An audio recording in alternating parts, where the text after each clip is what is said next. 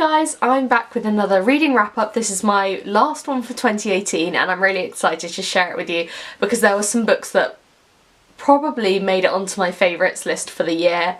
They were really good. I read a really kind of wide spread of books. I only read 4 this month, but I wanted to share them with you anyway. So first up is my only Kindle book. This is Miss Dalloway, or Mrs. Dalloway by Virginia Woolf. It's the first Virginia Woolf novel that I've ever read, and I've wanted to read one for about, I don't know, 4 years or something. I've just never got round to it. I've been a bit intimidated by it, but this kind of lived up to everything that I thought it would. It shocked me. It basically, the whole book is a day in the life of Mrs. Dalloway, who got married to somebody who was safe, and she's always kind of questioned whether or not she made the right decision with going with the safer option rather than the kind of wild card man that she could have been with.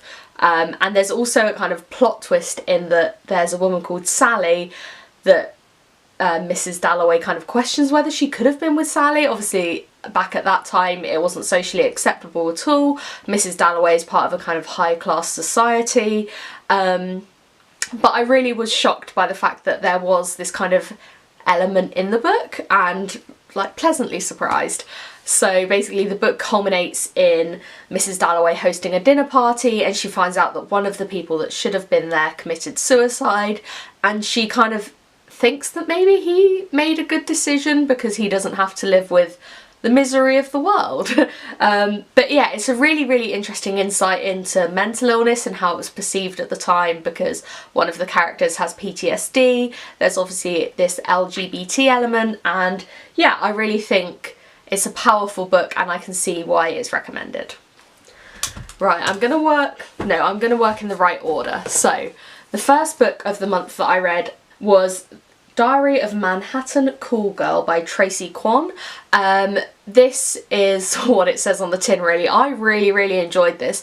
It's a book about being a cool girl in New York, and it's written by a woman. I really find that a lot of the time prostitutes or cool girls are written by men, and they're either murder victims, accomplices to murder committees, or they're just kind of like used as this sordid element to show that a man's a bad person. They're never really characters in their own right. I think that's how, I just don't think men really, or male authors often see prostitutes as real women in their own, yeah, in their own right, as people that have interests that aren't just being a prostitute. So this I would definitely recommend. I really enjoyed it. I love the cover as well. I think it's really fun, and it really looks into the kind of positive aspects of making a lot of money and being your own person. It looks at rallies in New York made by cool girls trying to like fight for their rights and fight for the rights of sex workers.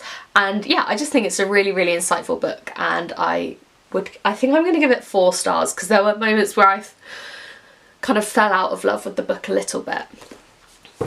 And then, I'm so excited for this one. This is Harry Potter and the Cursed Child, and I'm a big Harry Potter fan. I'm just going to put it out there that I'm not a J.K. Rowling fan, because I think a lot of the stuff that she's saying at the moment and doing is very problematic, but I love the books. And I found this in my local charity shop, not my own personal charity shop, and I've just wanted to read this for so long. I put it off because I just feel so iffy about Rowling and what she's talking about, but I figured this way, getting it from the charity shop, I wasn't actually giving money directly to her. But the book is incredible. Or play script, it's not a book. If you don't really know much about it, it's not actually written by J.K. Rowling, it's written by a like playwright and director or producer, I think, together. It's made me really want to see it on stage. It's basically, I think it's 12 or 13 or something like that years on from when the last Harry Potter book ended. So it's all about Harry's children and how one of them, Albus, becomes best friends with Lucius Malfoy's son, and how he's kind of embodies things that Harry doesn't really like. And he's the cursed child. He ends up in Slytherin, and he always feels like he's disappointed his dad when he never really has, and it shows so many flaws in Harry's character. It really builds on things in the book. There's not really many kind of discrepancies. And yeah, I just loved it. I really want to see the stage show now. I know it's really long, but I think if it comes out again this year, I'm going to book tickets. I have to. And then finally is A History of Loneliness by John Boyne. Now, I actually found this one a really, really tough read. It's set in Ireland and the book is told by Odrin Yates, who's a priest. And it basically looks into the kind of epidemic in Ireland that came out a few years ago about priests sexually abusing young boys. So obviously there's a massive trigger warning that comes with this book. I was raised in a Catholic household. I went to Catholic primary and secondary school. My family come from Irish Catholics. My granddad grew up in a nunnery, and yeah, so it made it quite a difficult read for me. Obviously I've never been blind to that kind of abuse and corruption in the church, but I think it would have been a hard read not being Catholic or not having that background. But I do think it was a little bit harder kind of seeing an institution that you were taught to believe in brought down in a way that was very emotive.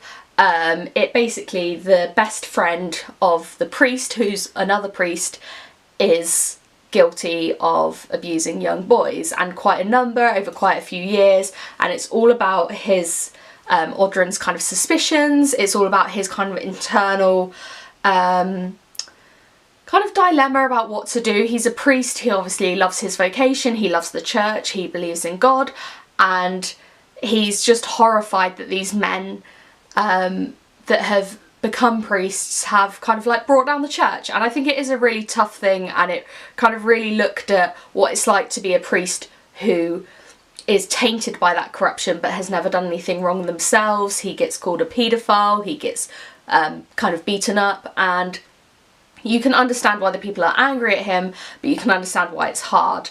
Yeah, I really love John Boyne as an author. I think his writing's incredible. Everything that I've read by him is really hard-hitting and really powerful. I've read this, The Boy in the Striped Pyjamas, and The House of Special Purpose, I think it's called. And I've got another 4th book by him that I really want to read soon. So that is, yeah, it was just so good. So I think both of these two I'm going to give 5 stars. And yeah, 2019's already off to a really good start. I finished my first book and I loved it. I'm obviously going to talk about that next month, but I hope you enjoyed this video, and yeah, please give it a like if you did, and subscribe for more bookish content in 2019.